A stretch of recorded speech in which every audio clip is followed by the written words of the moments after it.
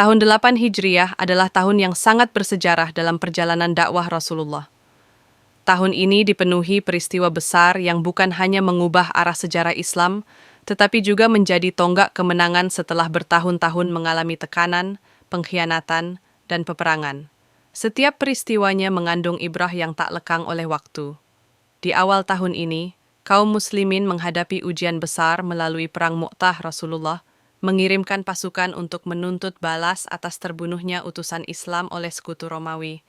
Meskipun pasukan Muslim hanya berjumlah 3.000 orang, mereka harus menghadapi puluhan ribu pasukan Romawi yang lengkap, dengan perlengkapan perang pasukan Muslim bergerak dengan penuh keyakinan, karena mereka mengetahui bahwa jihad bukan semata-mata soal kemenangan di dunia, tetapi tentang membela kehormatan dan menyampaikan risalah. Dalam pertempuran sengit itu, Panglima pertama Zaid bin Haritsah gugur, disusul oleh Ja'far bin Abi Thalib yang tetap memegang panji hingga kedua lengannya terputus. Abdullah bin Rawahah pun menyusul mereka dengan keberanian. Kehilangan 3 panglima sekaligus bukanlah hal kecil. Namun, di tengah tekanan luar biasa, Khalid bin Walid mengambil alih komando. Dengan strategi yang brilian, ia melakukan manuver yang membuat pasukan Romawi menyangka pasukan Muslim mendapat bala bantuan. Akhirnya, pasukan Muslim berhasil mundur dengan teratur, dan selamat Perang Mu'tah menjadi bukti bahwa kemenangan tidak selalu berarti mengalahkan musuh, tetapi juga bagaimana menyelamatkan amanah dan nyawa orang beriman. Tidak lama setelah peristiwa itu, datang sebuah kabar yang mengguncang. Quraisy melanggar perjanjian Hudaybiyah, perjanjian damai yang sebelumnya memberi harapan besar bagi penyebaran Islam tanpa peperangan. Suku Bani Bakr, sekutu Quraisy, menyerang suku Bani Khuza'ah, sekutu Rasulullah. Serangan itu terjadi di malam hari, ketika Khuza'ah tidak siap mempertahankan diri. Mereka diserang hingga ada yang bersembunyi dalam masjid sambil memohon pertolongan. Seruan minta tolong mereka akhirnya sampai kepada Rasulullah Sallallahu Alaihi Wasallam. Inilah bentuk pengkhianatan yang tidak bisa didiamkan. Dengan terlanggarnya perjanjian itu, kaum muslimin kini memiliki alasan kuat untuk bergerak menuju Makkah Rasulullah, kemudian menyiapkan ekspedisi besar dengan penuh kerahasiaan. Sekitar 10.000 pasukan dikumpulkan.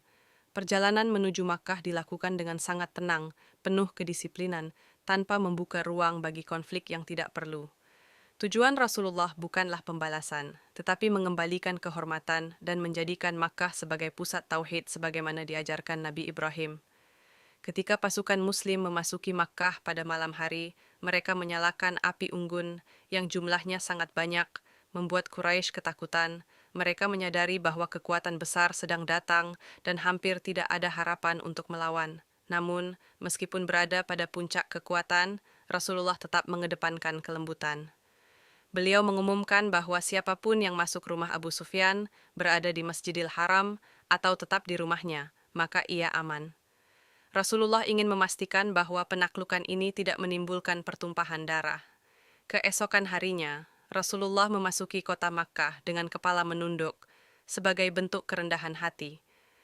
Bukan sebagai raja penakluk, tetapi sebagai hamba Allah yang datang untuk menegakkan kebenaran kota Makkah akhirnya berada di bawah kekuasaan Islam tanpa peperangan besar. Ka'bah dibersihkan dari berhala-berhala yang selama ratusan tahun disembah.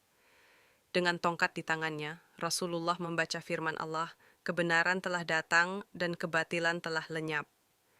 Salah satu momen paling menyentuh adalah ketika Rasulullah berhadapan dengan orang-orang Quraisy yang dulu memusuhi dan menyakitinya. Orang-orang yang pernah mengusirnya dari kota ini, yang mengejek, memboikot, bahkan berencana membunuhnya. Dalam sejarah kekuasaan, biasanya musuh-musuh seperti ini akan dihukum berat, namun Rasulullah bertanya, menurut kalian, apa yang akan aku lakukan kepada kalian? Mereka menjawab, engkau adalah saudara kami yang mulia, anak dari saudara kami yang mulia.